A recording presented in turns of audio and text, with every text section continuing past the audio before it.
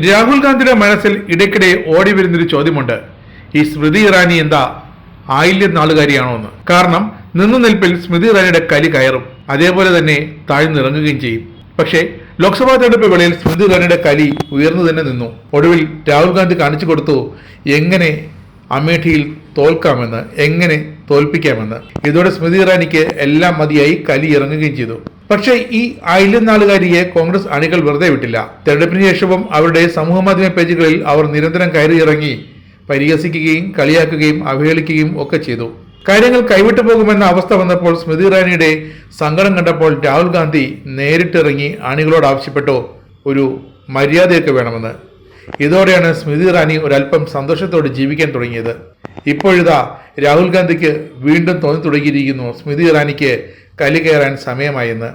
കാരണം മറ്റൊന്നുമല്ല, സ്മൃതി ഇറാനി രാഹുൽ ഗാന്ധിക്ക് മുന്നിൽ പത്തി മടക്കി നിൽക്കുന്നു.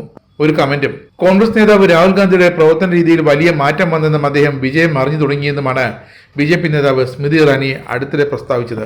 രാഷ്ട്രീയത്തിൽ രാഹുൽ ഗാന്ധി പുതിയ തന്ത്രങ്ങളാണ് പയറ്റുന്നതെന്നും സ്മൃതി പറഞ്ഞു.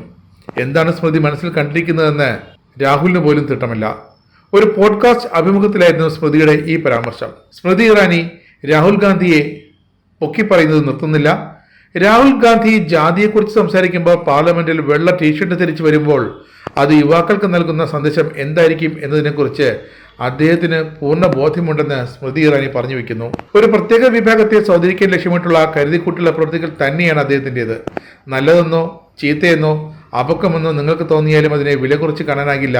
മറ്റൊരു തരം രാഷ്ട്രീയമാണ്. ഇന്ത്യൻ രാഷ്ട്രീയത്തിൽ തന്റെ പ്രാധാന്യം നിലനിർത്താനുള്ള അദ്ദേഹത്തിന്റെ വിശാല തന്ത്രത്തിന്റെ ഭാഗമാണിത് എന്നുമാണ് സ്മൃതി ഇറാനി പറഞ്ഞ് അവസാനിപ്പിച്ചത്. എന്നാൽ തൊട്ടു പിന്നാലെ രാഹുൽ ഗാന്ധിയെ സ്മൃതി വിമർശിക്കുന്നുമുണ്ട്.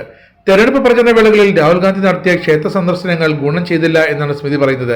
എന്നാൽ ഇതിന്റെ മറ്റൊരു ഭാഗത്ത് രാഹുൽ ഗാന്ധിയെ വിമർശിക്കുന്നുമുണ്ട് സ്മൃതി ഇറാനി. തെരഞ്ഞെടുപ്പ് പ്രചരണ വേളകളിൽ രാഹുൽ ഗാന്ധി നടത്തിയ ക്ഷേത്ര സന്ദർശനങ്ങൾ ഗുണം ചെയ്തില്ല എന്ന് സ്മൃതി പറഞ്ഞു വയ്ക്കുന്നു.